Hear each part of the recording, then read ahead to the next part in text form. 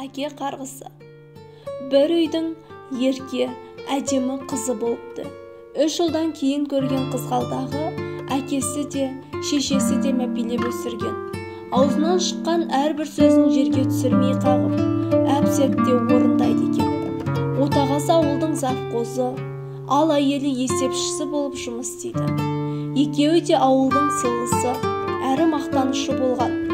40-тан асқан шағында көрген қызды олар қаншайымдай тәрбиелеуге тырысады.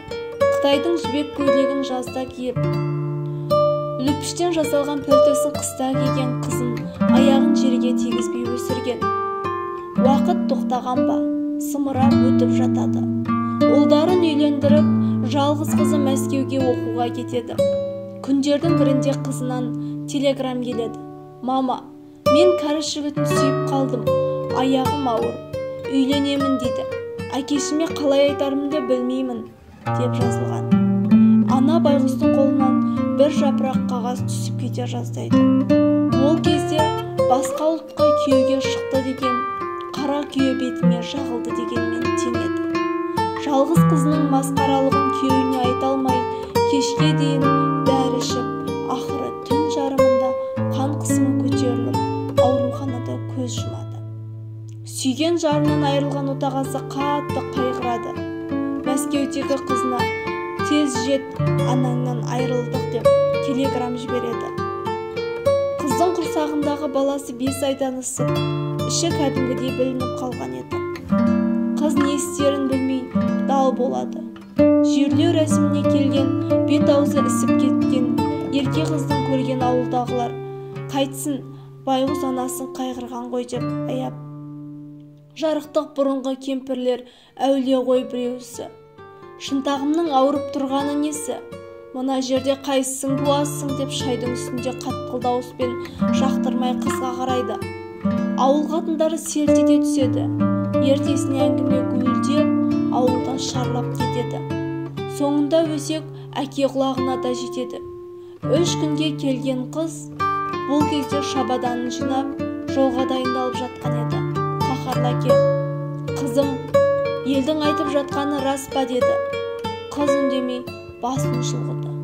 Қарабет, анаңның түбіне жеткен сен екенсің ғой. Шіріген жұмыртқа неме? Қазақта еркек таппадың ба? Теріс батамды бердім саған, деп 2 қолын төбеге қойып қарғайды.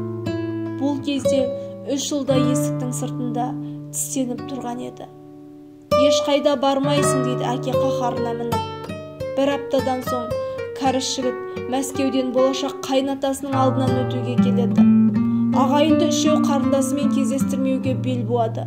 Пойыздан түскеннен аямай ұрып соғады. Жігітте бір бетке екен. Аудандық ауруханада апталап жатады. Милициялар сұрағанмен кімнің ұрғанын айтпайды. Тағы келеді. Оңбай тағы теккеннің астында қалады. Қыздағалары қарауылдап отырады. Жеңгелер қайын сіңлісінің мұңды жанарын көріп, қатты аяйды. Ол кезде еркеліктің дымы да қалмаған, балбұл жанған жүзі солғын тартып, жағы суалып кеткен, оны тану мүмкін емес еді. Сүйгеніне жете алмай жүрген қыз ішқұса болады. Бір күні жеңгелерінің біреуі, еркем, жігітің кешкі жүретін пойызбен қашайық деп отыр. Бүгін ағаң қалаға кетті. Әкең болса көрші ауылдағы ағайынның асында.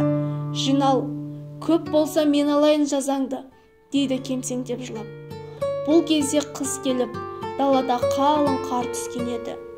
Жеңгесі қаладан келген ағайынның көлігіне отырғызды да, қайын сіңлісіне артыңа қарамай еркем, деп маңдайынан сүйеді. Бірінен бірі асыққан қос ғашық вокзалда кездесті. Түнгі 12-де жүретін пойызды күтуде.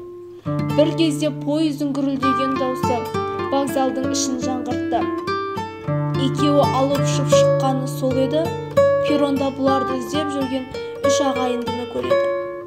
Әзірейілді көргенде қашқан қос ғашық қорыққандарынан пойызға қарай жүгіреді. Қар борап, жел ұйтқып тұрған кез еді. Желдің күші ме, әлде пойыздың пәрменімен бе, Құдайдың пешенелеріне жазғаны сол болды ма екен, кім білсін. Қас қағым сәтте қос ғашық пойыздың астына түсіп, бұл өмірмен мәңгілікке көз жұмады. Ал ішіндегі бала ше, дейміз біздер әрең ойлап. Ой, оны сол ауылдағы кемпірлер айта алмай, айы күні жақындап қалған еді, бұл жарықты көре алмай кетті-ау деп жылай берді. Сонысына қарағанда жаман болған тәрізді, деді әжем көз жасын бет орамалмен сүртіп. Бұдан түйетін түйін, әкенің қарғысы еш уақытта жібермейді, олар қарғамайды, қарғысы оңдырмайды деп әңгімесін күрсіне аяқтады әжем. Жүйелі қарғыс иесін табады деген осы болса керек.